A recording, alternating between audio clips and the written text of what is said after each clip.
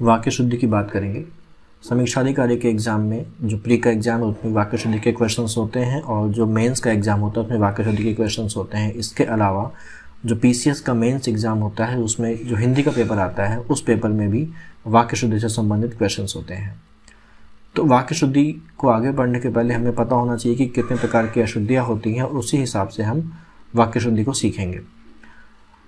यहाँ पर कुछ अशुद्धियों के नाम लिखे हुए हैं, इनको हम लोग एक एक करके देखेंगे।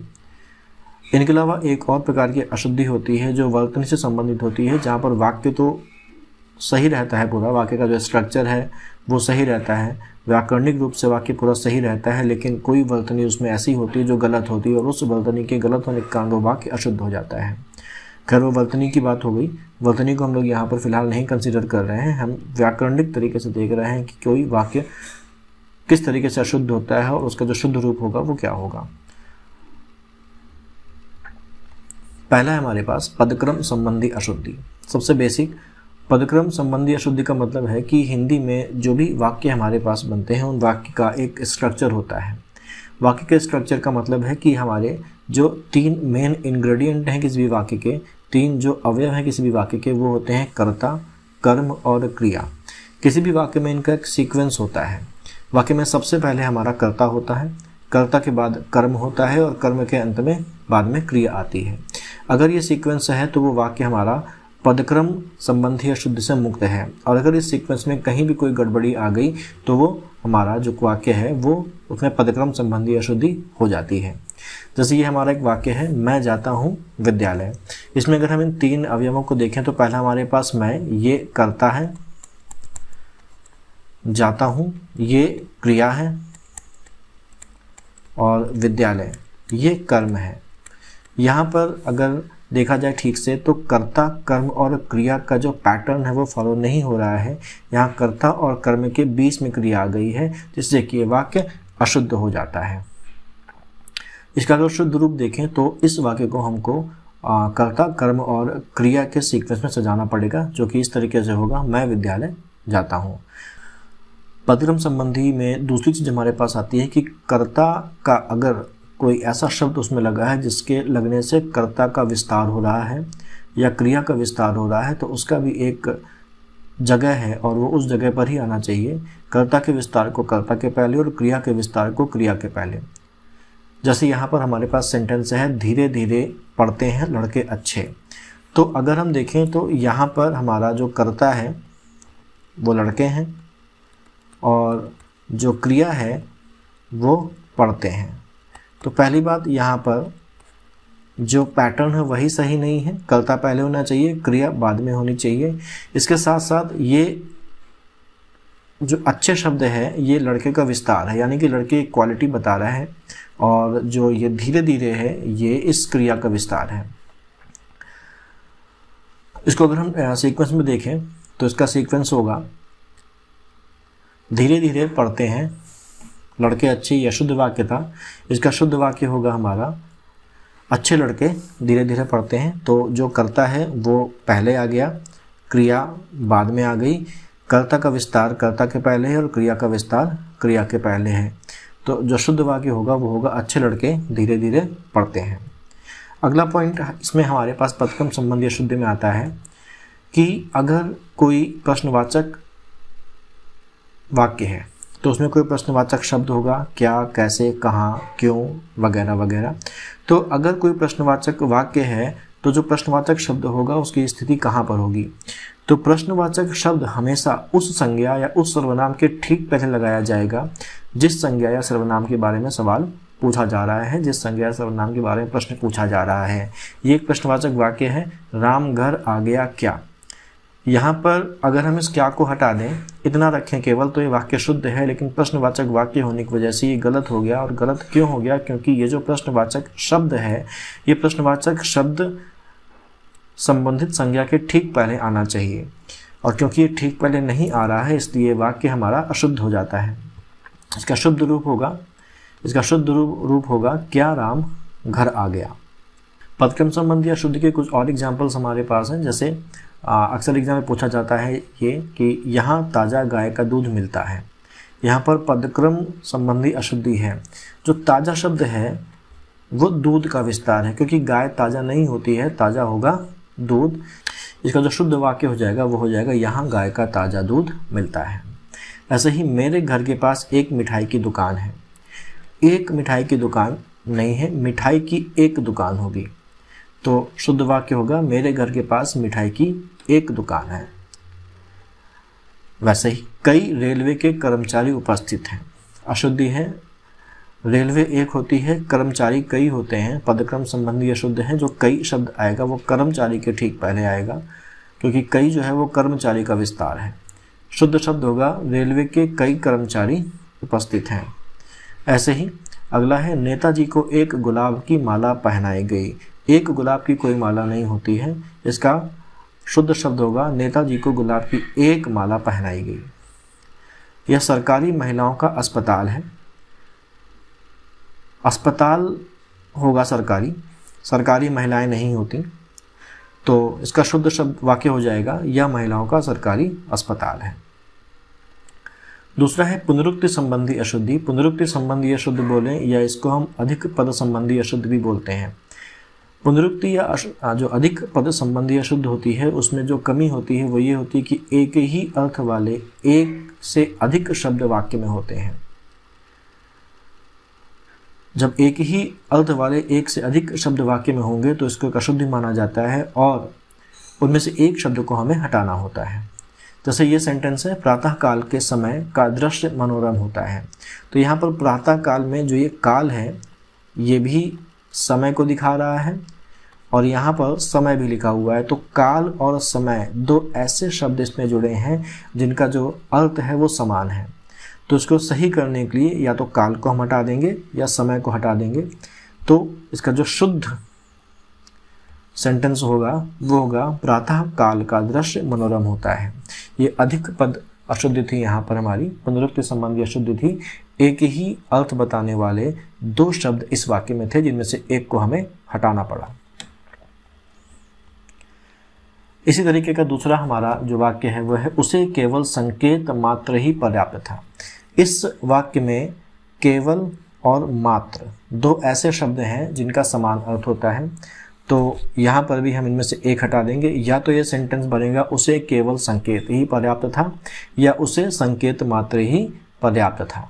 यह शुद्ध था, इसका शुद्ध होगा उसे केवल संकेत ही पर्याप्त था या उसे केवल संकेत पर्याप्त था, या ऐसा भी बोल सकते हैं उसे संकेत मात्र ही पर्याप्त था। एक और वैरायटी, उत्तराखंड में अनेक दर्शनीय स्थल देखने योग्य हैं। तो यहाँ पर देखिए ये दर्शनीय और देखने योग्य ये दो चीज़ें हैं जिनका एक ही अर्थ होता है। दर्शनीय का भी मतलब होता है वो जो देखने योग्य हो, और यहाँ पर ये दोनों एक ही अर्थ को बता रहे हैं, तो इनमें से भी एक को हटाना पड़ेगा। या तो हम इसको कर सकते हैं उत्तराखंड में अनेक दर्शनीय स्थल हैं या उत्तराखंड में अनेक स्थल देखने योग्य हैं। तो इसका शुद्ध वाक्य है हमारा उत्तराखंड में अनेक दर्शनीय स्थल हैं। अगला है एक एक करके सभी चले गए। अब यहाँ पर हमें दिख नहीं रहा है कि ऐसे कौन से दो शब्द हैं जिनका अर्थ एक ही है। तो ये जो करके है ये कर के साथ के विभक्ति जुड़ी हुई है। कर और के ये दोनों का एक ही अर्थ होता है, तो इसका जो शुद्ध वाक्य हो जाएगा वो होगा एक एक कर सभी चले गए।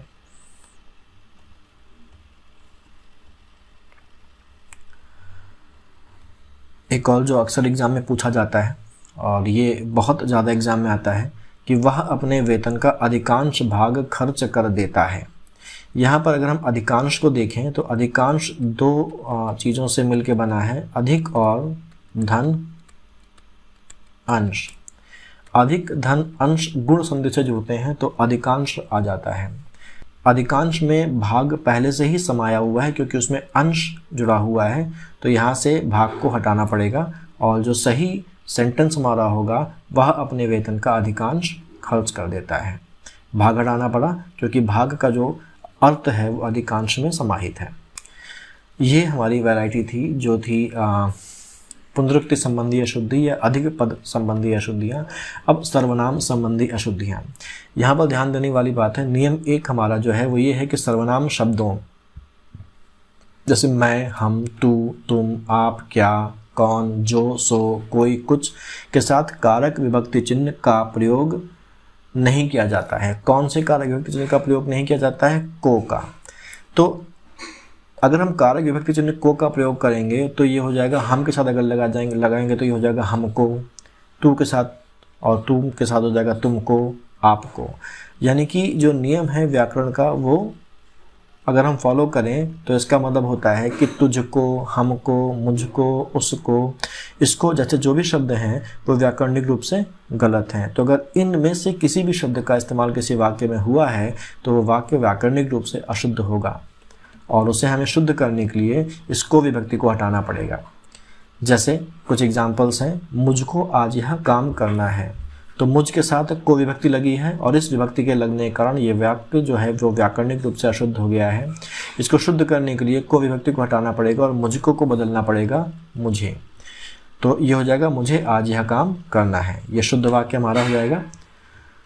इसी तरीके से उसको प्रयागराज जाना है, सेम नियम, को विभक्ति लगी होने के कारण ये अशुद्ध हो गया। इसका शुद्ध रूप होगा उसे प्रयागराज जाना है। अगला है हमको घूमने जाना है, यहाँ पर भी वही को विभक्ति लगी हुई है। ठीक करने के लिए इसका शुद्ध वाक्य होगा को विभक्ति को हटा देंगे और हमको कन्वर्ट कर देंगे हमें, तो हो जाएगा हमें घूमने जाना है। इसको वहाँ रख दो, को विभक्ति के लगने के कारण सर्वनाम संबंधी अशुद्धि यहाँ पर आ गई और वाक्य गलत हो गया। शुद्ध रूप होगा इसे वहाँ रख दो। सर्वनाम संबंधी अशुद्धि का जो अगला नियम है वो है कि इन, उन, जिन और किन जैसे सर्वनामों के साथ ने विभक्ति का प्रयोग नहीं किया जाता है। और कोई भी व्यक्ति लग सकती है, जैसे इन के साथ अगर ने विभक्ति लगाएंगे तो इनने, उनने, जिनने और किनने ये शब्द हमारे पास बनेंगे और इस नियम के कारण ये शब्द हमारे गलत हो जाएंगे व्याकरणिक रूप से। अगर हम से विभक्ति लगाएं तो इनसे, इनको, उनसे, उनको वगैरह ये शब्द बन सकते हैं और अगर ये शब्द हैं तो व्याकरणिक रूप से सही हैं, लेकिन अगर ने विभक्ति लगी है इन शब्दों के साथ तो वो व्याकरणिक रूप से गलत है। फॉर एग्जाम्पल हमारा है इनने मुझे मारा है, व्याकरणिक रूप से गलत है। सही रूप होगा इसने मुझे मारा है। उनने किताब पढ़ ली है, सही रूप होगा उसने किताब पढ़ ली है। किनने तुम्हें मना किया है, सही रूप होगा किसने तुम्हें मना किया है। जिनने दिया है उन्हें ही वापस करो, तो जिनने व्याकरणिक रूप से अशुद्ध क्योंकि जिन के साथ ने विभक्ति लग गई है। इसको हटा देंगे और उसका सही रूप होगा जिसने दिया है उसे ही वापस कर दो। तीसरा नियम है इन्हों, उन्हों, जिन्हों, किन्हों के साथ ने विभक्ति का प्रयोग किया जाता है और किसी भी विभक्ति का प्रयोग यहाँ पर नहीं किया जा सकता है। अभी हम लोगों ने देखा कि इन, उन, जिन, किन के साथ ने विभक्ति का प्रयोग नहीं होगा, लेकिन अगर यहाँ पर शब्द है इन्हों, उन्हों, जिन्हों, किन्हों के साथ ने विभक्ति का प्रयोग किया जा सकता है। तो अगर हम यहाँ पर ने विभक्ति का प्रयोग करेंगे तो ये बन जाएगा इन्होंने, उन्होंने, जिन्होंने और किन्होंने। ये वाक्य व्याकरणिक रूप से अगर किसी वाक्य में ये शब्द जुड़े हुए हैं तो व्याकरणिक रूप से सही माने जाएंगे। फॉर एग्जाम्पल इन्होंने मुझे वहाँ भेजा, शुद्ध है। तीसरा अपना और अपने का प्रयोग कब किया जाएगा ये यहाँ पर ध्यान रखना है। बहुत आसान है ये नियम। मैं मेरी किताब पढ़ रहा हूँ, ये बहुत पूछा गया प्रश्न है, बहुत बार आया है वाक्य शुद्धि में। मैं मेरी किताब पढ़ रहा हूँ, तो मैं के साथ मेरी नहीं आएगा, यहाँ पर आएगा मैं अपनी किताब पढ़ रहा हूँ। ऐसे ही हम हमारे घर से आ रहे हैं की जगह पर होगा हम अपने घर से आ रहे हैं। तुम तुम्हारा काम करो की जगह हो जाएगा तुम अपना काम करो। विशेषण संबंधी अशुद्धि की बात करें, जो नेक्स्ट टॉपिक हमारे पास है, तो यहाँ पर इष्ट प्रत्यय है हमारा और इष्ट प्रत्यय के साथ कभी भी तर या तम का प्रयोग नहीं किया जाता। इष्ट प्रत्यय से बनने वाला एक बड़ा जो कॉमन शब्द है वो है श्रेष्ठ। श्रेष्ठ जो है वो इष्ट प्रत्यय के साथ बना शब्द है। इष्ट का मतलब होता है सबसे,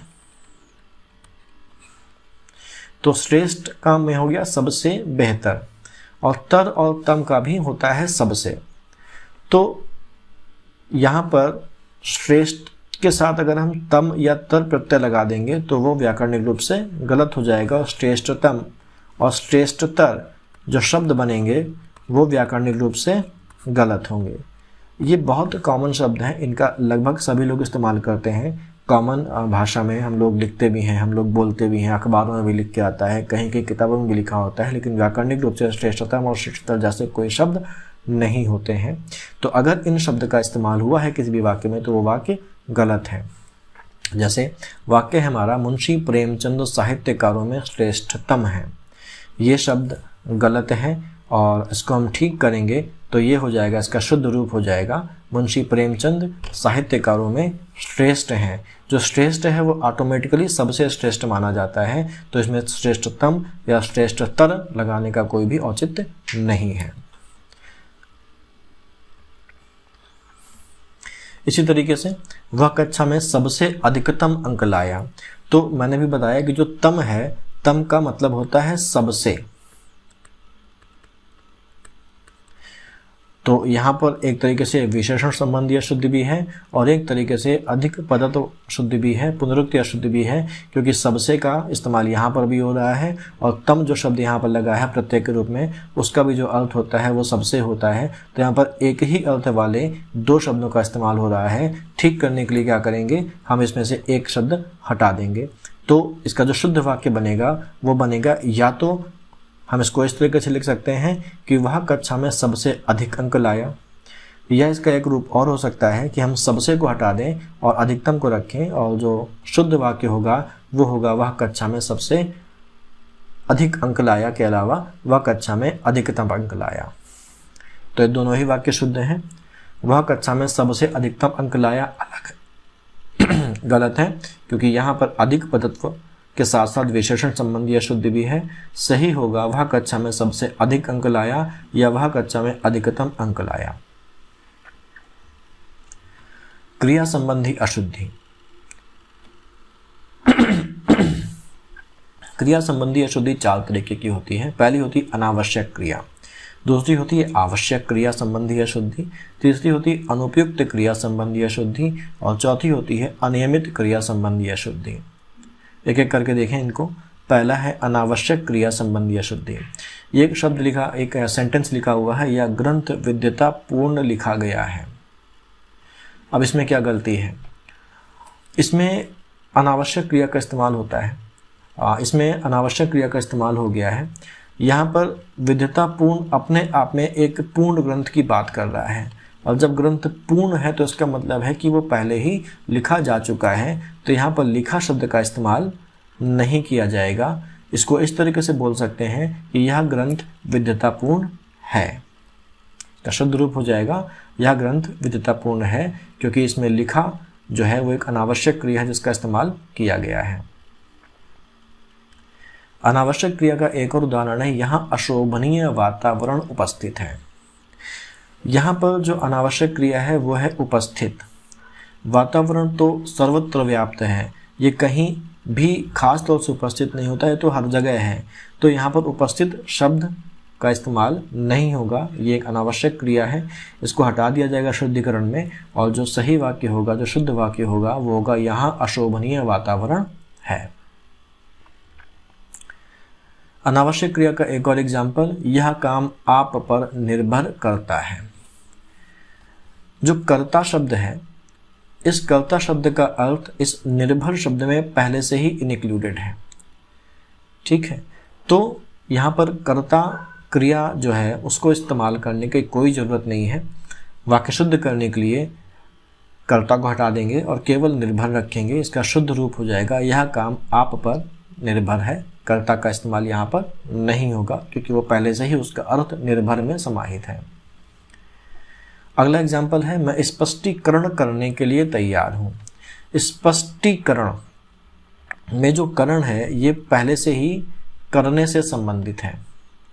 तो करण और करने, ये करण जो है यहाँ पर ये अनावश्यक क्रिया है, साथ ही साथ अधिक पदत्व अशुद्धि भी आ रही है, क्योंकि करण और करने दोनों का ही जो अर्थ है वो समान होता है। तो यहाँ पर इस करने को हटा दिया जाएगा। सही वाक्य होगा मैं स्पष्टीकरण के लिए तैयार हूँ। ये शुद्ध वाक्य है। नेक्स्ट हमारा है थोड़ी देर बाद वे वापस लौट आए। वापस आना और लौट आना दोनों का जो अर्थ है वो एक ही है। क्रिया संबंधी अशुद्ध भी है, अनावश्यक रूप से एक एडिशनल क्रिया यहाँ पर लगा दी गई है। तो या तो हम इसमें वापस शब्द को मेंटेन करके रखें, रिटेन करके रखें, या हम लौट शब्द को रिटेन करके रखें। दोनों ही शब्द एक साथ नहीं आएंगे। इसका शुद्ध रूप हो जाएगा थोड़ी देर बाद वे लौट आए। आवश्यक क्रिया। आवश्यक क्रिया यहाँ पर किसी क्रिया की आवश्यकता होती है और वो क्रिया यहाँ पर इस्तेमाल नहीं की गई होती है, यानी कि क्रिया की कमी होती है। उस क्रिया को यहाँ पर हमें इंक्लूड करना होगा। जैसे हमारा वाक्य उसने खाना और पानी पिया, तो खाना और पानी पिया अशुद्ध है। यहाँ पर खाने के साथ क्रिया भी लगेगी। शुद्ध वाक्य होगा उसने खाना खाया और पानी पिया। दूसरा है उसने मेरा गाना और घर देखा। यहाँ पर भी क्रिया की कमी है। गाना और घर, घर तो देख सकते हैं लेकिन गाना नहीं देख सकते। गाना क्या करते हैं? गाना सुनते हैं। तो क्रिया को इंक्लूड कर देंगे। सही वाक्य हो जाएगा उसने मेरा गाना सुना और घर देखा। अगला एग्जाम्पल है वहाँ बहुत से पशु और पक्षी उड़ते और चरते हुए दिखाई दिए। इस वाक्य में एक चीज़ है, यहाँ पर हमारे पास क्रियाएं तो दोनों उपस्थित हैं, लेकिन क्रियाओं का जो क्रम है वो गलत है। वहाँ बहुत से पशु और पक्षी उड़ते और चरते हुए दिखाई दिए। जिस क्रम में पशु और पक्षी आए हैं उनसे संबंधित क्रियाएं भी उसी क्रम में आनी चाहिए, क्योंकि इस वाक्य से लग रहा है कि बहुत से पशु उड़ते और पक्षी चरते हुए दिखाई दिए इस क्रम के हिसाब से। तो ठीक करने के लिए हमें क्या करना पड़ेगा? हमें इन क्रियाओं को सही क्रम में लगाना पड़ेगा। पशु चरते हैं और पक्षी उड़ते हैं, तो सही क्रम को लगाने के बाद जो शुद्ध वाक्य हो जाएगा वो हो जाएगा वहाँ बहुत से पशु चरते और पक्षी उड़ते हुए दिखाई दिए। अनुपयुक्त क्रिया। अनुपयुक्त क्रिया का मतलब होता है कि वाक्य में कोई ऐसी क्रिया लगा दी गई है जो उस वाक्य के हिसाब से सही नहीं है, उचित नहीं है, गलत क्रिया का इस्तेमाल हो गया। जैसे ये हमारे पास जो एग्जाम्पल था वो भी यहाँ पर काम कर सकता है। पशु उड़ते और पक्षी चरते हुए दिखाई दिए, तो पशु के साथ चरते लगना चाहिए, पक्षी के साथ उड़ते लगने चाहिए और उसी क्रम में आना चाहिए। क्योंकि क्रम गड़बड़ है इसलिए क्रिया अनुपयुक्त हो गई। पशु के साथ उड़ते क्रिया का संबंध हो गया और पक्षी के साथ चरते क्रिया का संबंध हो गया, तो यह अनुपयुक्त क्रिया का भी एग्जाम्पल है। अनुपयुक्त क्रिया का अगला एग्जाम्पल है कि वकीलों ने कागजों का निरीक्षण किया। कागजों का निरीक्षण नहीं किया जाता है, कागजों की जांच की जाती है। तो यहाँ पर निरीक्षण जो है वो एक अनुपयुक्त क्रिया है, गलत क्रिया का इस्तेमाल हुआ है। सही क्रिया लगाने के बाद जो शुद्ध वाक्य बनेगा वो होगा वकीलों ने कागजों की जांच की।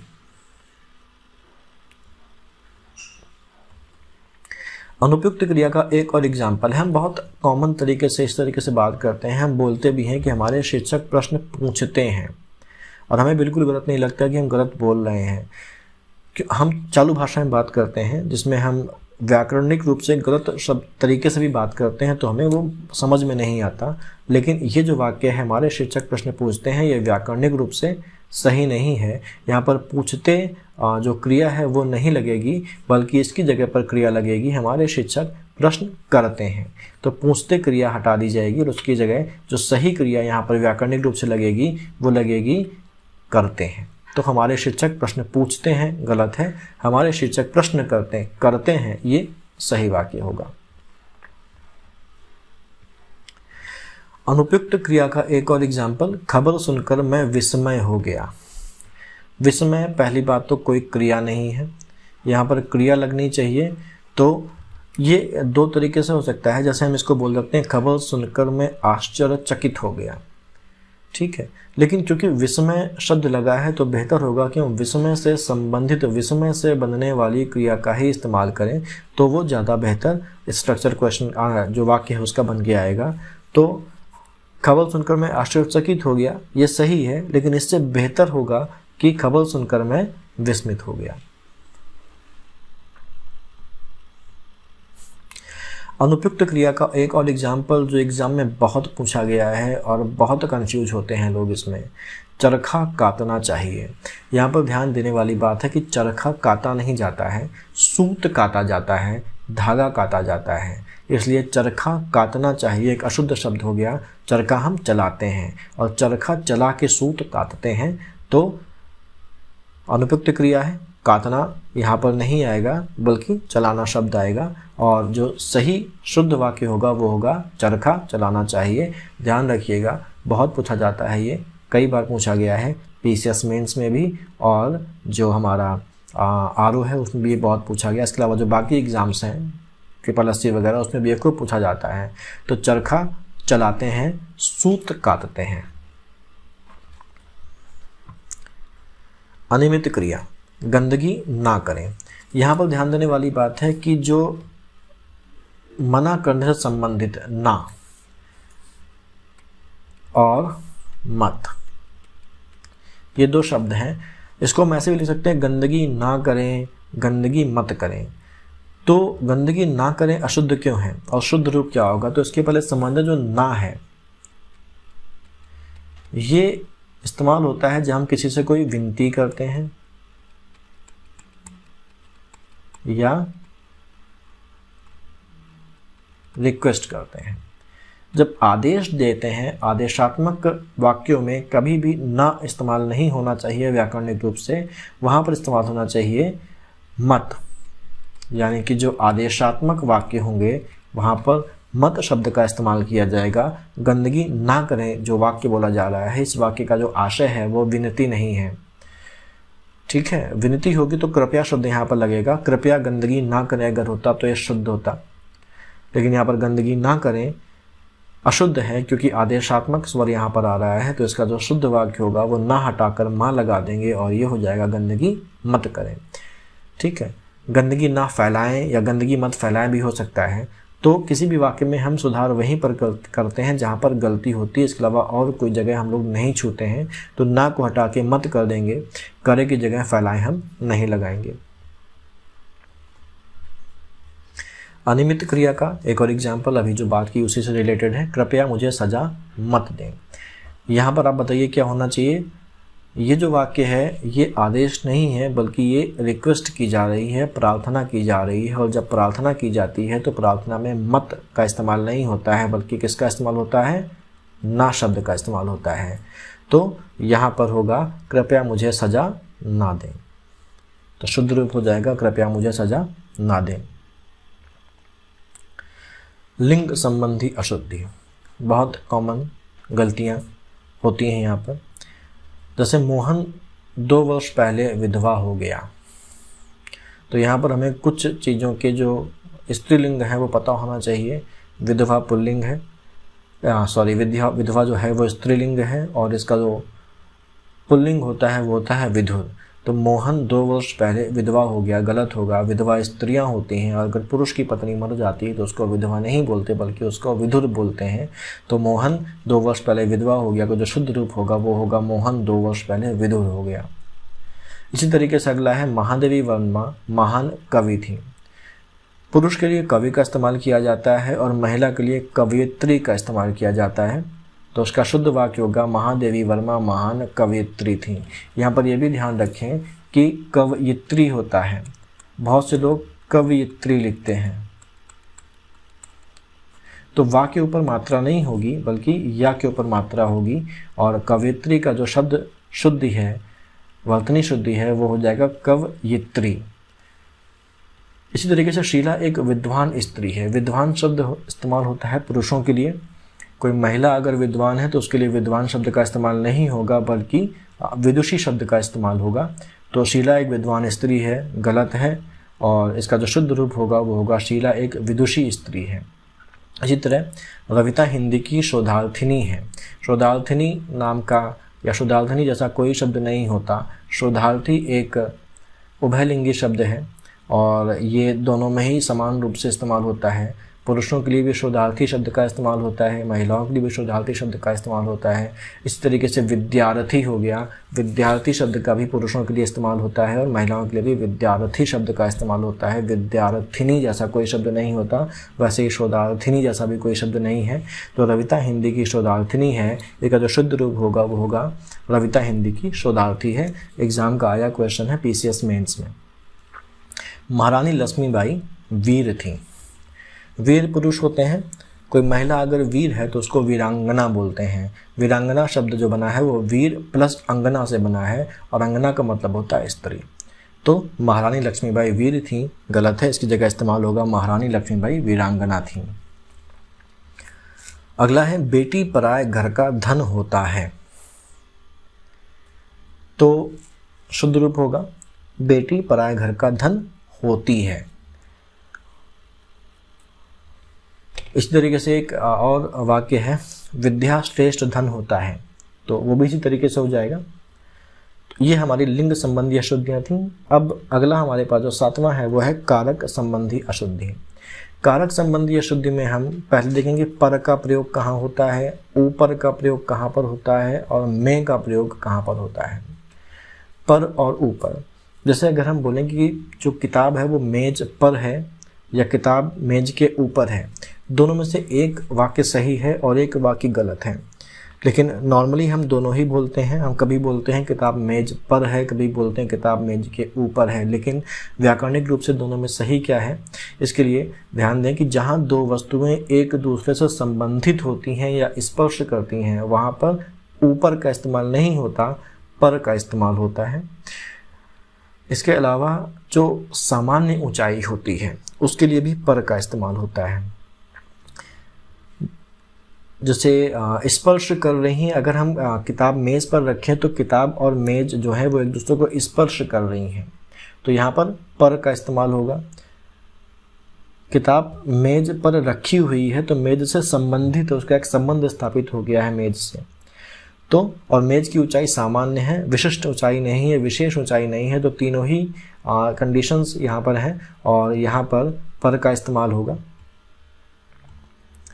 जैसे ऊपर का प्रयोग ठीक उल्टा होता है, जहाँ दो वस्तुएं एक दूसरे से संबंधित होती हैं या स्पर्श कर रही होती हैं या जहाँ पर सामान्य ऊंचाई की बात हो रही होती है वहाँ पर शब्द का इस्तेमाल होता है। लेकिन ऐसी चीज़ें जो एक दूसरे से संबंधित नहीं हैं या स्पर्श नहीं करती हैं या विशिष्ट ऊंचाई की बात हो रही है, विशेष ऊंचाई की बात हो रही है, तो वहाँ पर का इस्तेमाल नहीं होगा, ऊपर का इस्तेमाल होगा।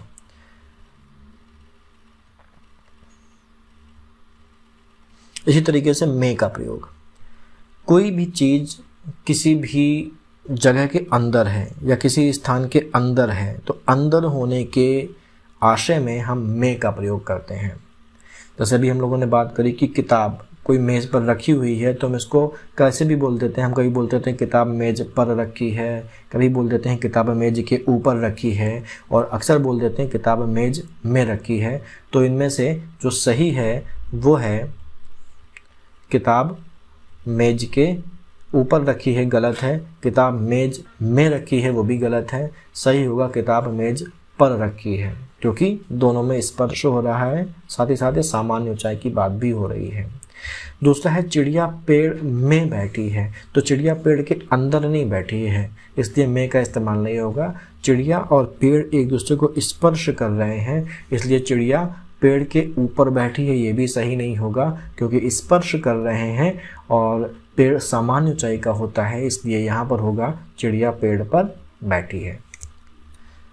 चिड़िया पेड़ पर उड़ रही है। अब चिड़िया पेड़ पर उड़ रही है तो पेड़ पर बैठे बैठे चिड़िया थोड़ी ना उड़ पाएगी, चिड़िया पेड़ के ऊपर उड़ेगी, पेड़ से और चिड़िया के बीच में गैप होगा।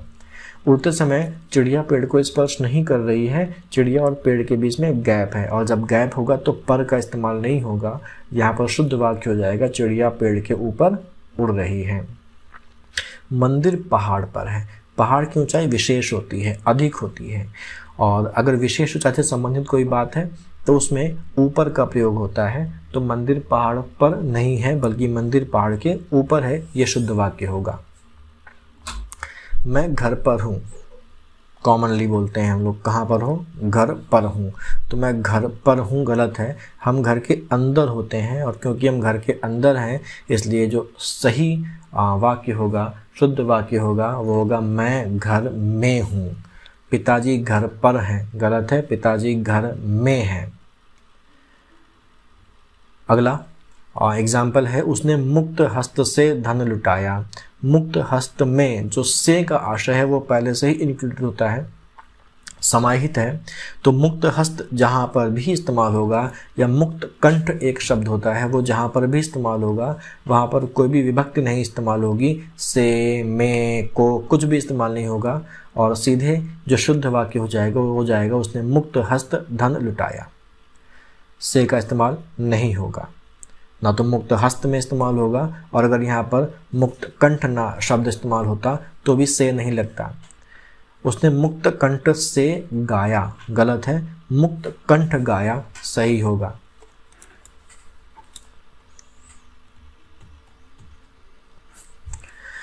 वचन संबंधी अशुद्धियां।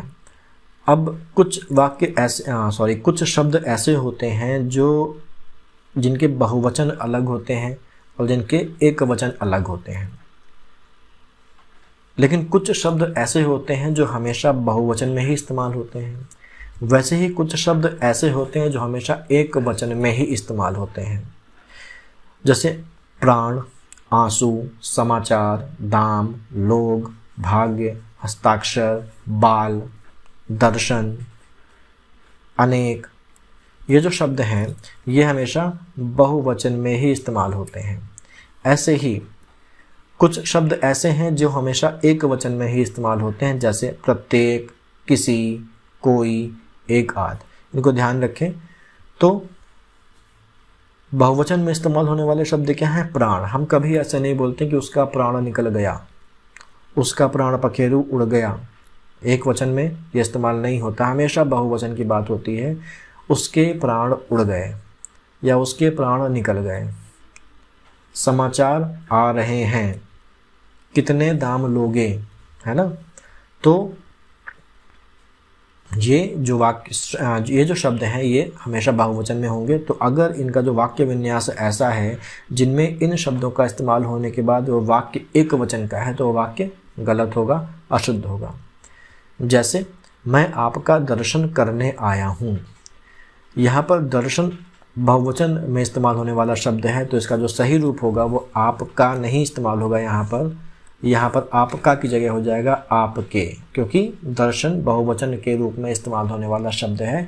तो मैं आपका दर्शन करने आया हूँ गलत है, अशुद्ध है। इसका जो शुद्ध रूप है वो है मैं आपके दर्शन करने आया हूँ। ऐसे ही उसकी आंख से आंसू बह रहा था। ठीक है, आंसू बह रहा था, सिंपल सी बात है, आंसू बहुवचन का है तो आंसू बह रहे थे हो जाएगा। लेकिन एक बात ये भी ध्यान देने वाली बात है कि आंखें तो दो होती हैं और एक आंख से आंसू थोड़ा ना बहेगा। तो इसका जो शुद्ध रूप हो जाएगा वो हो जाएगा उसकी आंखों से आंसू बह रहे थे। तो दो जगह संशोधन करना होगा, एक तो वाक्य को बहुवचन में बदलना होगा और दूसरी बात आंख नहीं बल्कि आंखों हो जाएगा। तो उसकी आंख से आंसू बह रहा था का जो शुद्ध रूप होगा वो होगा उसकी आंखों से आंसू बह रहे थे। उसका भाग्य अच्छा था, ऐसे बोलने में ठीक लगता है, कोई गड़बड़ी नहीं लगती कि उसका भाग्य अच्छा था, मेरा भाग्य खराब था। लेकिन व्याकरणिक रूप से गलत है, क्योंकि भाग्य शब्द हमेशा बहुवचन में इस्तेमाल होता है। इसका शुद्ध रूप हो जाएगा उसके भाग्य अच्छे थे या मेरे भाग्य अच्छे थे। खराब नहीं बोलेंगे, अच्छे ही बोलेंगे। तो उसके भाग्य अच्छे थे। ऐसे ही अनेकों, ये सबको पता है कि अनेकों नाम का कोई शब्द नहीं होता। अनेकों नाम का कोई शब्द नहीं होता तो इसकी जगह पर क्या शब्द होता है? अनेक। अनेक अपने आप में बहुवचन है, क्योंकि अनेक अपने आप में बहुवचन है तो हम बहुवचन का बहुवचन नहीं बनाएंगे अनेकों करके। तो भगवान के अनेकों नाम हैं का शुद्ध रूप हो जाएगा भगवान के अनेक नाम हैं। यहाँ सब श्रेणी के लोग उपस्थित हैं। अक्सर इसमें जो शुद्धिकरण करने वाले हैं वो शुद्ध करके लिख देते हैं यहाँ सभी श्रेणी के लोग उपस्थित हैं, लेकिन वो भी गलत हो जाता है। यहाँ सभी श्रेणी के लोग उपस्थित हैं गलत है। इसका शुद्ध रूप होगा यहाँ सब श्रेणियों के लोग उपस्थित हैं, है ना। श्रेणी एक नहीं है ना, सब श्रेणी, तो वाक्य से ही लग रहा है कि श्रेणी एक से ज़्यादा है तो श्रेणियों हो जाएगा। तो यहाँ सब श्रेणियों के लोग उपस्थित हैं। आप सभी श्रेणियों के लोग उपस्थित हैं भी कर सकते हैं, लेकिन ज़रूरी है कि श्रेणी को बहुवचन में बदला जाए। इसी तरीके से एक आध बातें देखने में आती हैं। तो अभी हम लोगों ने देखा कि जो एक आध शब्द है, ये वाला शब्द हमेशा एक वचन में इस्तेमाल होता है और इस वाक्य में इसका इस्तेमाल बहुवचन में हो रहा है। तो इसलिए ये जो वाक्य है ये गलत है, अशुद्ध है। शुद्ध करने के लिए इस वाक्य को एक वचन में बदलना पड़ेगा और इसका हो जाएगा ऐसी एक आध बात देखने में आती है। हस्ताक्षर बहुवचन में इस्तेमाल होने वाला शब्द है, तो मैंने हस्ताक्षर कर दिया नहीं होगा, बल्कि मैंने हस्ताक्षर कर दिए शुद्ध वाक्य होगा इसका। प्राण बहुवचन होता है, तो गोली लगते ही उसका प्राण निकल गया, अशुद्ध है। अगर यहाँ पर होता गोली लगते ही उसका प्राण पखेरु उड़ गया, तो वो भी गलत होता। बहुवचन में होता है इसका इस्तेमाल, इसलिए जो शुद्ध वाक्य होगा वो होगा गोली लगते ही उसके प्राण निकल गए।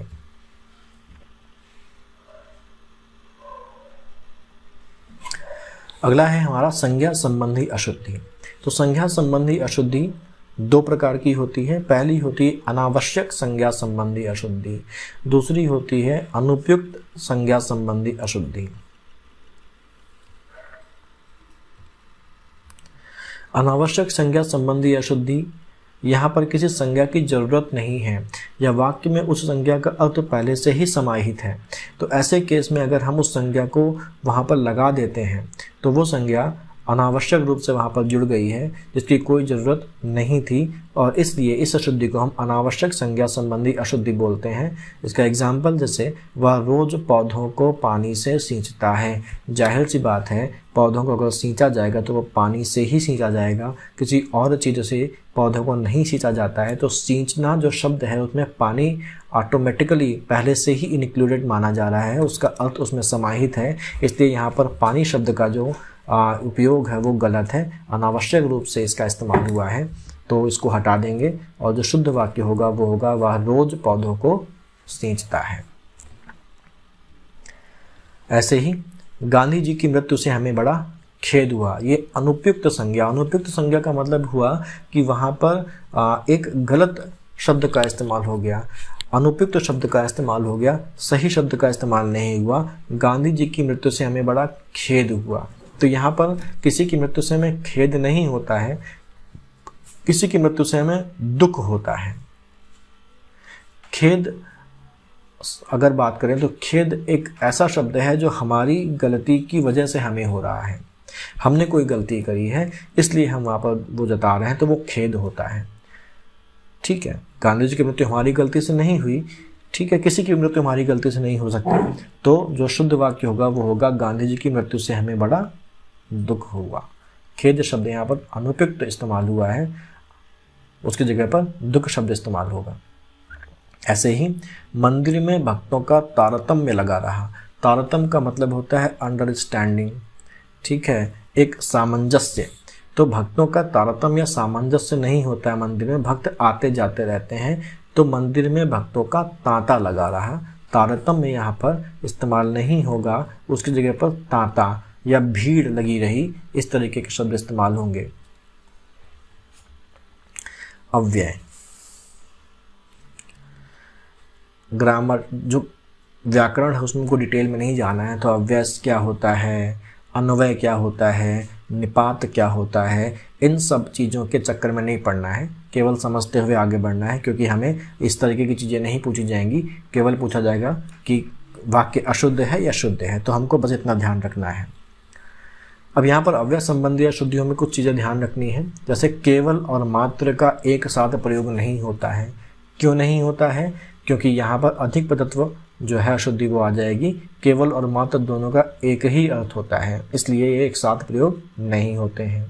ऐसे ही प्रायः और कभी कभी, प्रायः का मतलब होता है अक्सर, जो होता रहता है, और कभी कभी, जो कभी कभी होता है, तो यहाँ पर इन दोनों का भी प्रयोग साथ साथ नहीं होगा। इसका साथ साथ इसलिए नहीं होगा क्योंकि ये दोनों एक दूसरे के अपोजिट हैं।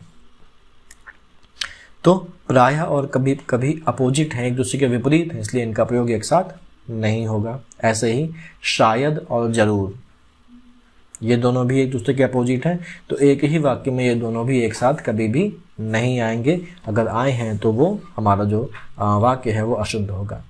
ऐसे ही अभी, तभी, जभी, कभी, किसी के साथ भी का प्रयोग नहीं होता है, क्योंकि अभी, तभी, जभी, कभी और किसी जैसे जो भी शब्द हैं उनमें भी का अर्थ समाहित है।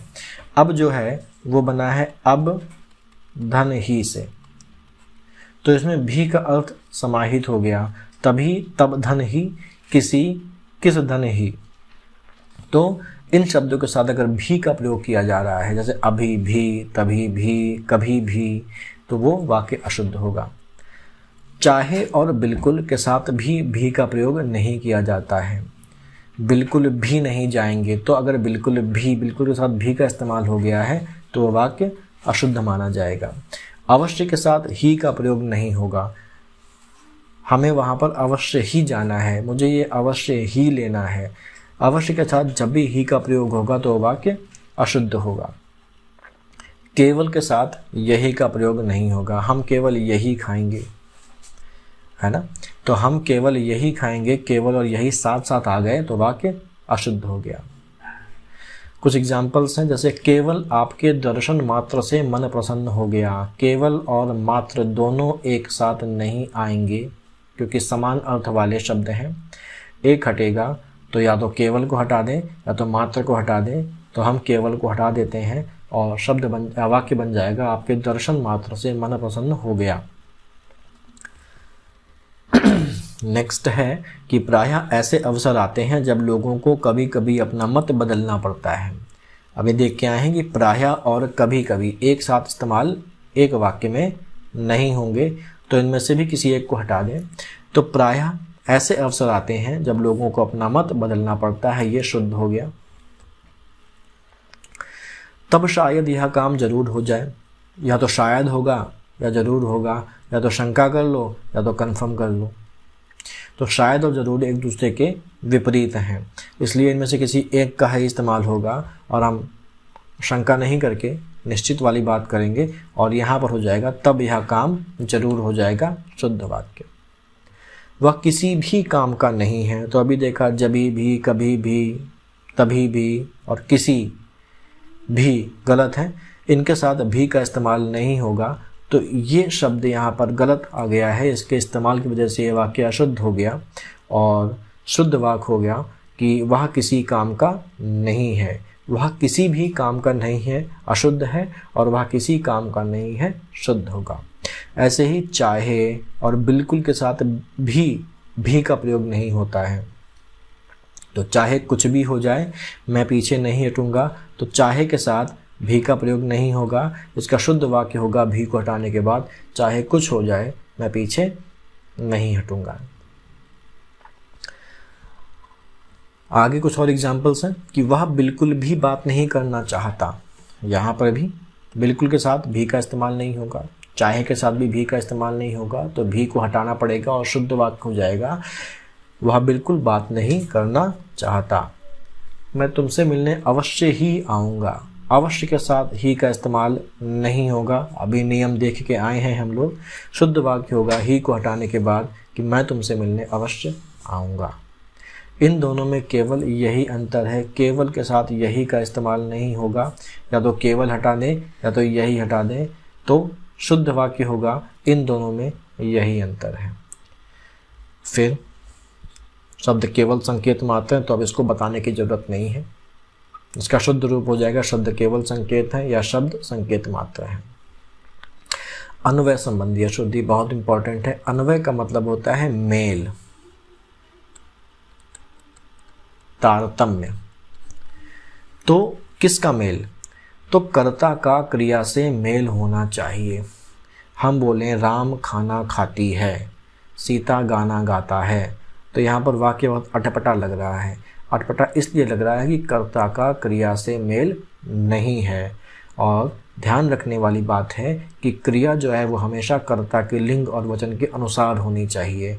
जैसे राम खाना खाता है, तो राम पुल्लिंग है, एक वचन है, तो क्रिया भी खाना खाता है पुल्लिंग और एक वचन हो गया। अगर हम बोलते हैं राम खाना खाती है तो ये स्त्रीलिंग हो जाएगा और ये अशुद्ध हो जाएगा वाक्य।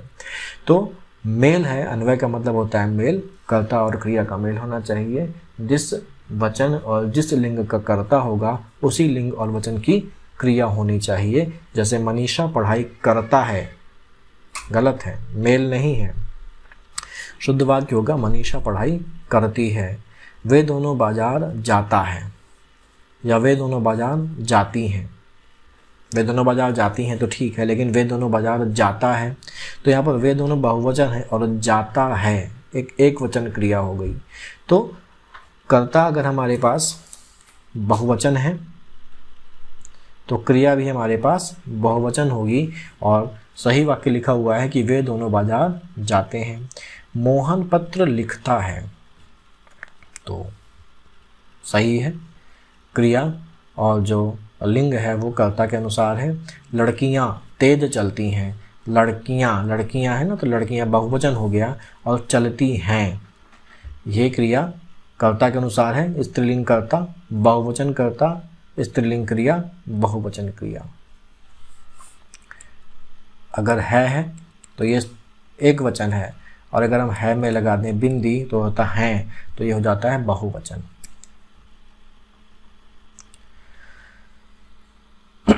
अन्वय संबंधी अशुद्ध में अगला नियम है हमारे पास, इसको ध्यान से देखना है कि यदि वाक्य में एक ही लिंग, वचन और पुरुष के अनेक कर्ता हों, यानी कि कर्ता एक से ज़्यादा हैं, लेकिन उन सभी कर्ता का लिंग एक ही, यानी कि वो जितने भी कर्ता हैं वो सब या तो पुरुष हैं या स्त्री हैं, यानी कि या तो पुल्लिंग है या स्त्रीलिंग है।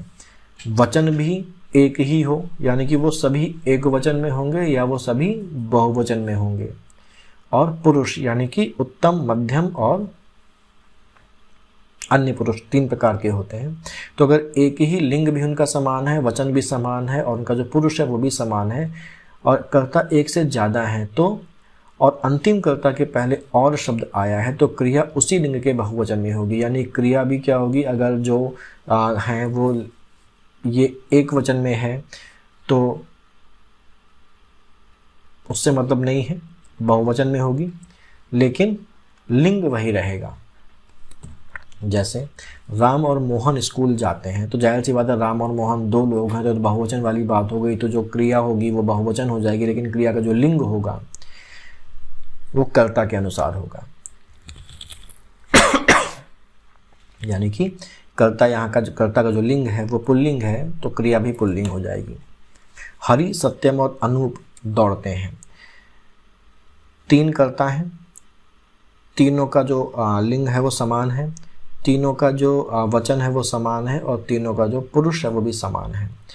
ठीक है, हरि, सत्यम और अनूप दौड़ते हैं, तो क्रिया उसी लिंग में होगी, तो क्रिया पुल्लिंग है, लेकिन बहुवचन में होनी चाहिए, तो क्रिया बहुवचन है, दौड़ते हैं।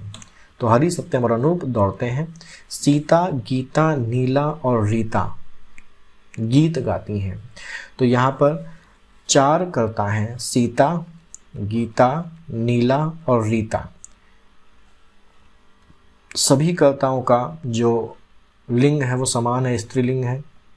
सभी कर्ताओं का जो वचन है वो समान है, ये भी एक वचन, ये बाकी 3 भी एक वचन है, और पुरुष भी एक समान है।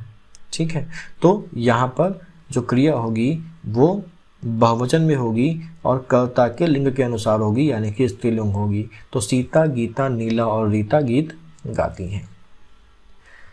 अगला नियम है, अब यहाँ पर तो देखा कि हमारे पास एक से अधिक कर्ता थे, लेकिन सबका लिंग समान था और वचन समान था। अब यहाँ पर बात करते हैं कि अगर अलग अलग लिंग के कर्ता हो, यानी कि एक कर्ता जो है वो पुल्लिंग है और दूसरा कर्ता हमारा स्त्रीलिंग है, तो क्या होगा।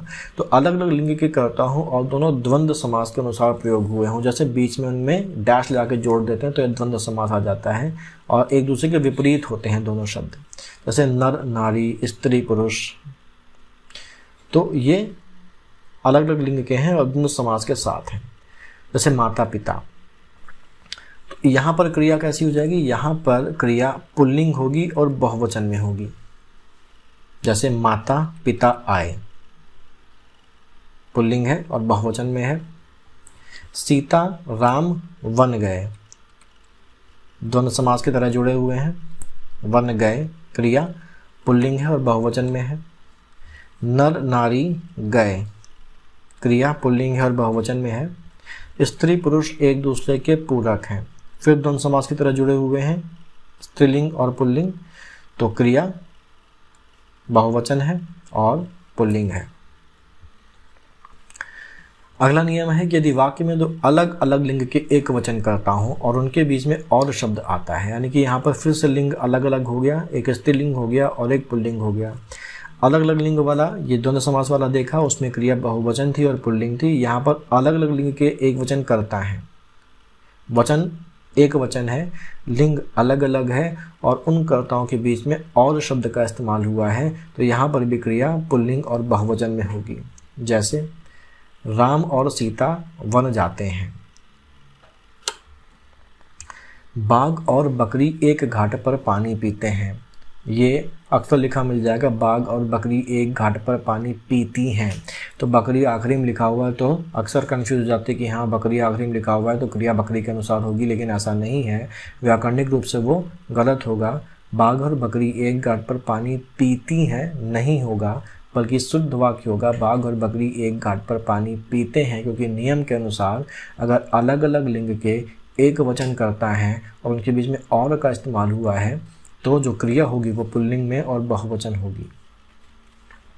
विराट और अनुष्का मैच देखते हैं, दो अलग अलग लिंग एक वचन करता, बीच में और का इस्तेमाल हुआ है, क्रिया पुल्लिंग और बहुवचन। अब दोनों लिंग और वचनों के, तो अभी तक लिंग अलग अलग था, अब वचन भी अलग अलग हो गया। इस वाक्य में वचन भी एक वचन भी होंगे और बहुवचन भी होंगे अनेक कर्ताओं के। तो उस क्रिया में उस वाक्य में जो क्रिया होगी वो बहुवचन में होगी, क्योंकि एक से ज़्यादा लोग हैं, अनेक कर्ता हैं, तो क्रिया ऑब्वियसली बहुवचन में होगी। लेकिन लिंग क्या होगा, लिंग अंतिम कर्ता के अनुसार होगा। जैसे एक बकरी, दो गाय और कई बैल मैदान में चरते हैं। एक वचन स्त्रीलिंग, बहुवचन स्त्रीलिंग, बहुवचन पुल्लिंग, क्रिया बहुवचन में, लेकिन इस क्रिया का जो लिंग होगा वो आखिरी कर्ता के हिसाब से होगा जो कि पुल्लिंग है, तो ये हमारा पुल्लिंग हो गया। अगर ये होता ऐसा, एक बकरी, दो बैल और कई गायें मैदान में चरती हैं, तो बहुवचन में है, चरती हैं, बिंदी लगी हुई है के ऊपर, लेकिन जो अंतिम कर्ता है वो अब स्त्रीलिंग हो गया, इसलिए जो क्रिया है वो भी क्या हो गई, स्त्रीलिंग हो गई। तो अगर आखिरी में बैल है, एक बकरी, दो गाय और कई बैल मैदान में चरते हैं, तो क्रिया होगी पुल्लिंग और अंतिम कर्ता के अनुसार। और अगर हो गया एक बकरी, दो बैल और कई गाय मैदान में चरती हैं, तो जो अंतिम कर्ता है वो स्त्रीलिंग है, तो क्रिया भी स्त्रीलिंग हो जाएगी। ऐसी एक लड़का, दो पुरुष और चार महिलाएं आ रही हैं, क्रिया बहुवचन है और अंतिम कर्ता है महिलाएं, तो क्रिया भी क्या हो गई, स्त्रीलिंग हो जाएगी। ऐसे ही अगला जो नियम हमारे पास आता है वो आता है कि यदि वाक्य में अनेक कर्ता हैं और उनके बीच में व या शब्द का इस्तेमाल हुआ है, तो यहाँ पर अनेक कर्ताओं के होने के बावजूद भी जो क्रिया हो जाएगी वो अंतिम कर्ता के वचन के अनुसार होगी। यानी कि अंतिम कर्ता अगर एक वचन में है तो क्रिया भी एक वचन में होगी, अंतिम कर्ता बहुवचन में है तो क्रिया भी बहुवचन में होगी। जैसे मोहन की 5 दरियां व 1 कंबल बिकेगा। चीज़ें कई सारी हैं, लेकिन यहाँ पर क्योंकि व शब्द का इस्तेमाल हो रहा है, इसलिए जो क्रिया होगी वो अंतिम कर्ता के लिंग और वचन के अनुसार हो जाएगी। अब कंबल पुल्लिंग होता है और यहाँ पर कंबल एक है, तो यहाँ पर क्रिया भी पुल्लिंग हो जाएगी और एक वचन में हो जाएगी। अगर इसका उल्टा कर देते कि मोहन का 1 कंबल व 5 दरिया, तो यहाँ पर वा लगा है, इसलिए जो क्रिया होगी वो अंतिम कर्ता के अनुसार होगी, उसके लिंग और उसके वचन के अनुसार। तो 5 दरियाँ, दरियाँ बहुवचन में है तो क्रिया बहुवचन हो जाएगी, और दरियाँ स्त्रीलिंग होता है तो यहाँ पर अब बिकेगा की जगह हो जाएगा बिकेंगी। तो मोहन का 1 कंबल व 5 दरियाँ बिकेंगी। ऐसे ही 4 गायें या 1 बैल आएगा, या का इस्तेमाल हुआ है। 4 गायें या 1 बैल आएंगी नहीं होगा, 4 गायें या 1 बैल आएगा होगा, क्योंकि नियम के अनुसार यहाँ पर जो क्रिया होगी वो अंतिम कर्ता के वचन और अंतिम कर्ता के लिंग के अनुसार होगी। अगर इसका उल्टा कर दें कि 1 बैल या 4 गाय आएंगी, तो यहाँ पर अंतिम जो कर्ता है वो बदल गया, अंतिम कर्ता हो गई गाय यानी कि स्त्रीलिंग, और ये हो गया बहुवचन, तो क्रिया भी हो जाएगी स्त्रीलिंग और बहुवचन, 1 बैल या 4 गाय आएंगी।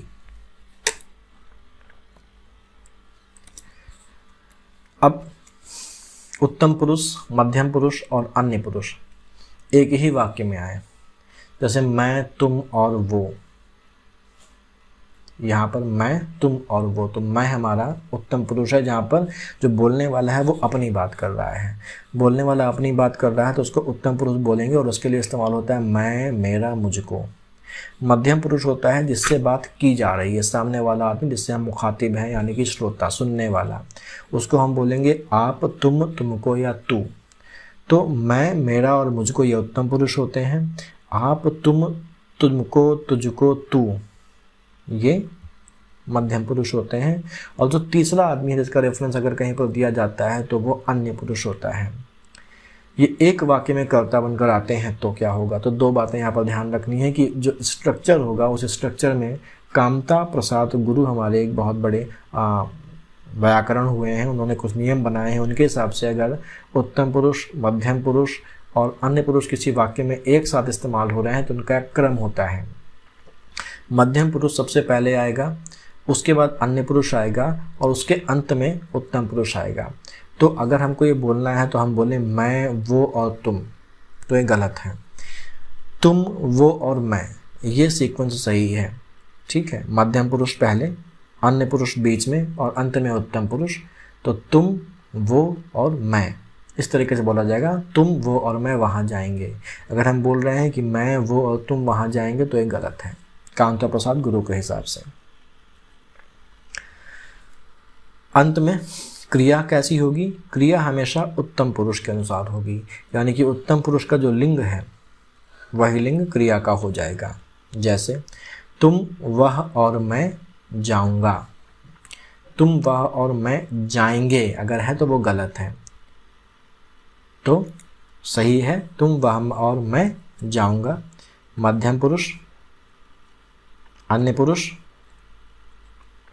और उत्तम पुरुष, क्रिया उत्तम पुरुष के हिसाब से। कुछ और बातें, कॉमन सी बातें। द्वारा और से का प्रयोग, द्वारा का प्रयोग कब होगा और से का प्रयोग होगा। जैसे यह काम हाथ द्वारा किया गया है या यह काम हाथ से किया गया है, तो हाथ द्वारा किया गया सही है वाक्य, या हाथ से किया गया वाक्य सही है। तो उसके लिए ध्यान रखना है कि अगर कोई काम किसी व्यक्ति के द्वारा किया जाता है तो द्वारा शब्द का इस्तेमाल होता है, लेकिन अगर वही काम किसी वस्तु से किया जाता है तो से का इस्तेमाल होता है। तो हाथ से किया गया, तो हाथ तो व्यक्ति का भाग है ना, तो हाथ व्यक्ति का भाग है, तो यहाँ पर द्वारा का इस्तेमाल होगा। फावड़े द्वारा खुदाई की गई, फावड़े द्वारा खुदाई की गई, तो फावड़ा एक वस्तु है और वस्तु के लिए कभी भी द्वारा शब्द साथ में नहीं आएगा, वहाँ पर से शब्द साथ में आएगा और सही वाक्य होगा फावड़े से खुदाई की गई। उदाहरण है, भवन का शिलान्यास मंत्री जी से किया गया, गलत होगा, मंत्री जी व्यक्ति हैं, तो भवन का शिलान्यास मंत्री जी द्वारा किया गया, क्योंकि व्यक्ति के लिए से नहीं बल्कि द्वारा आएगा। ऐसे ही यह गड्ढा जेसीबी मशीन से खोदा गया, हम बोल देते हैं कि यह गड्ढा जेसीबी मशीन द्वारा खोदा गया, तो द्वारा नहीं लगेगा क्योंकि द्वारा तो व्यक्ति के साथ लगता है, किसी वस्तु से हो रहा है तो यहाँ पर से लगेगा। तो यह गड्ढा जेसीबी मशीन से खोदा गया। युद्ध द्वारा देश पर संकट आ गया, गलत है, युद्ध से देश पर संकट आ गया, सही है। बाद और पीछे का प्रयोग, समय का अंतर बताने के लिए बाद, यानी कि अगर समय का अंतर बताया जा रहा है तो बाद शब्द का इस्तेमाल होगा, और जगह का अंतर बताया जा रहा है तो पीछे का इस्तेमाल होगा। जैसे वह 2 बजे के बाद आया, शुद्ध वाक्य है। अगर होता वह 2 बजे के पीछे आया तो गलत होता। राम मोहन के आने के बाद आया, हम अक्सर बोल देते हैं राम मोहन के पीछे आया। राम मोहन के पीछे नहीं आया, राम मोहन के आने के बाद आया, क्योंकि यहाँ पर समय का अंतर बताया जा रहा है। स्थान का अंतर, मेरा घर तुम्हारे घर के पीछे है, तो स्थान का अंतर बताया जाएगा तो वहाँ पर पीछे शब्द का इस्तेमाल होगा।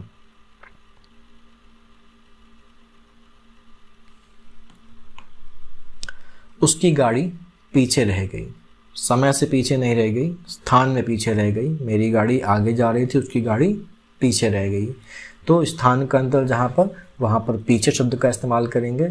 समय का अंतर जहाँ पर, वहाँ पर बाद शब्द का इस्तेमाल करेंगे। प्रदान और अर्पित का प्रयोग, दोनों ही का मतलब होता है देना, लेकिन जब कोई बड़ा किसी छोटे को या कोई आदरणीय व्यक्ति किसी अपने दूसरे व्यक्ति को देता है तो वहाँ पर प्रदान शब्द का इस्तेमाल किया जाता है, और जब छोटे बड़े को कोई चीज़ देते हैं तो वहाँ पर अर्पित करते हैं, तो अर्पित का प्रयोग किया जाता है। तो बड़ों द्वारा छोटों को दिए जाने वाले पुरस्कार, भेंट या दान के लिए प्रदान, और छोटों द्वारा बड़ों को कुछ भेंट करने पर, कोई चीज़ देने पर अर्पित का प्रयोग किया जाता है। जैसे विद्यार्थियों ने शिक्षक को अभिनंदन पत्र अर्पित किया। एग्ज़ाम में आता है विद्यार्थियों ने शिक्षक को अभिनंदन पत्र प्रदान किया, गलत है। सही होगा अर्पित, क्योंकि विद्यार्थी छोटे हैं और छोटे द्वारा बड़ों को अर्पित किया जाता है। ऐसे ही राष्ट्रपति ने पद्म पुरस्कार प्रदान किए। राष्ट्रपति सर्वोच्च पद है, बाकी सब उसके बाद आते हैं, इसलिए राष्ट्रपति अगर किसी को दे रहा है तो वो अर्पित नहीं कर रहा है बल्कि प्रदान कर रहे हैं। तो राष्ट्रपति ने पद्म पुरस्कार प्रदान किए। सौभाग्यवती शब्द का प्रयोग, कन्या के विवाह के बाद सौभाग्यवती शब्द का प्रयोग होता है, तो अविवाहित कन्या के लिए कभी भी सौभाग्यवती शब्द का प्रयोग नहीं होगा, उसके लिए सौभाग्यकांक्षी या आयुष्मती का प्रयोग होता है। तो हमारी सौभाग्यवती कन्या का विवाह होने जा रहा है। अक्सर आप शादी के कार्डों में लिखा हुआ देखते हैं कि सौभाग्यवती डैश डैश डैश, तो अगर ऐसा लिखा है तो वो गलत है, क्योंकि सौभाग्यवती शादी के बाद, उसके पहले नहीं। सही होगा हमारी सौभाग्यकांक्षी या आयुष्मती कन्या का विवाह होने जा रहा है। एक चीज़ और यहाँ पर कुछ शब्द होते हैं, जैसे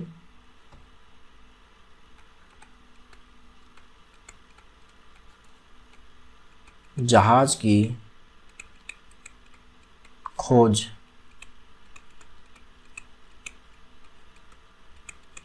किसने की। खोज, यहाँ पर खोज लिख के दे सकता है आपको, उत्पत्ति लिख के दे सकता है कि जहाज की उत्पत्ति किसने की, जहाज को जन्म किसने दिया, या जहाज का आविष्कार किसने किया।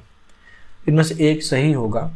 तो खोज का मतलब होता है कोई भी ऐसी चीज़ जो पहले से मौजूद थी और उसको हमने ढूंढ निकाला। जैसे ऑक्सीजन, ऑक्सीजन को जिसने भी खोजा उसने ऑक्सीजन का आविष्कार नहीं किया, वो पहले से मौजूद थी ऑक्सीजन, उसने बस उसको ढूंढ के सामने ला दिया, तो ऑक्सीजन का आविष्कार नहीं हुआ बल्कि ऑक्सीजन की खोज हुई। ऐसे ही उत्पत्ति, उत्पत्ति इस शब्द का इस्तेमाल होता है ऐसी चीज़ों के लिए जो अपने आप उत्पन्न हो जाएं। जैसे घास, खेत में घास उत्पन्न हो गई क्योंकि वो अपने आप हो गई, तो उत्पत्ति शब्द का इस्तेमाल होता है उन चीज़ों के लिए जो अपने आप उत्पन्न हो जाते हैं। जन्म, जो गर्भ से आता है उसका जन्म होता है। तो जहाज पहले से मौजूद नहीं था, तो जहाज की खोज किसने की, गलत शब्द है। अपने आप उत्पन्न नहीं हुआ, ना ही वो गर्भ से पैदा हुआ है, तो उत्पत्ति और जन्म भी नहीं होगा। जहाज का आविष्कार हुआ है। आविष्कार मतलब कोई ऐसी चीज़ जो पहले नहीं थी और उसको हम बना लिया, या उसको हम सामने लेके आ गए जो पहले थी ही नहीं, तो उसके लिए आविष्कार शब्द का इस्तेमाल होता है। तो ऑक्सीजन का आविष्कार नहीं हुआ, ऑक्सीजन की खोज हुई, घास की उत्पत्ति हुई, जहाज का आविष्कार हुआ और बच्चे का जन्म हुआ। तो ये चीज़ें ध्यान रखनी है। पांचवें पाँच में आते हैं कि आयु और अवस्था शब्द का प्रयोग कब होता है। तो पूरे जीवन काल के संबंध में हम आयु का इस्तेमाल करते हैं और साधारण वय या उम्र को अवस्था कहते हैं। हम अक्सर बोलते हैं कि मेरी आयु 20 वर्ष है, या मेरी आयु 25 वर्ष है, या मेरी आयु 28 या 30 वर्ष है। तो यहाँ पर अगर हम अपनी उम्र बता रहे हैं तो वहाँ पर आयु एक कॉमन तरीके से इस्तेमाल किया जाने वाला शब्द है, जो कि गलत है। व्याकरणिक रूप से जो सही है वो है अवस्था। अगर हम अपनी एक स्पेसिफिक उम्र बता रहे हैं तो उसको हम अवस्था शब्द का इस्तेमाल करेंगे कि मेरी अवस्था इस समय 26 वर्ष की है, या मेरी अवस्था इस समय 20 वर्ष की है। एक संपूर्ण जीवन काल को हम आयु बोलते हैं। जैसे इस समय आपकी आयु 28 वर्ष की है, ये गलत है, अशुद्ध है, क्योंकि एक स्पेसिफिक उम्र को बता रहा है। उम्र को बताने के लिए शब्द इस्तेमाल होगा इस समय आपकी अवस्था 28 वर्ष की है, तो यहाँ पर आयु इस्तेमाल नहीं होगा। आयु की वजह से ये वाक्य गलत हो गया, अशुद्ध हो गया। यहाँ पर इस्तेमाल होगा अवस्था का। ऐसे ही नेहरू जी की मृत्यु 74 वर्ष की आयु में हुई अगर है तो वो सही है, और अगर लिखा होगा कि नेहरू जी की मृत्यु 74 वर्ष की अवस्था में हुई है तो वो गलत है, क्योंकि यहाँ पर 74 वर्ष उनका संपूर्ण जीवन काल है। संपूर्ण जीवन काल के लिए आयु और उम्र बताने के लिए एक पर्टिकुलर टाइम पे वो अवस्था शब्द का इस्तेमाल होता है। आदि और इत्यादि कहीं भी लगा देते हैं हम, कहीं पर भी आदि लगा देते हैं, कहीं पर भी इत्यादि लगा देते हैं, लेकिन इसको भी समझ लीजिए, आदि का प्रयोग सजीव के साथ होता है और इत्यादि का प्रयोग निर्जीव के साथ होता है। जैसे राम, मोहन, सोहन आदि घूमने गए। अगर हम यहाँ पर इत्यादि लगा देंगे, राम, मोहन, सोहन इत्यादि घूमने गए, तो ये गलत हो जाता है, क्योंकि इत्यादि का इस्तेमाल निर्जीव के साथ होता है, आदि का इस्तेमाल सजीव के साथ और इत्यादि का इस्तेमाल निर्जीव के साथ।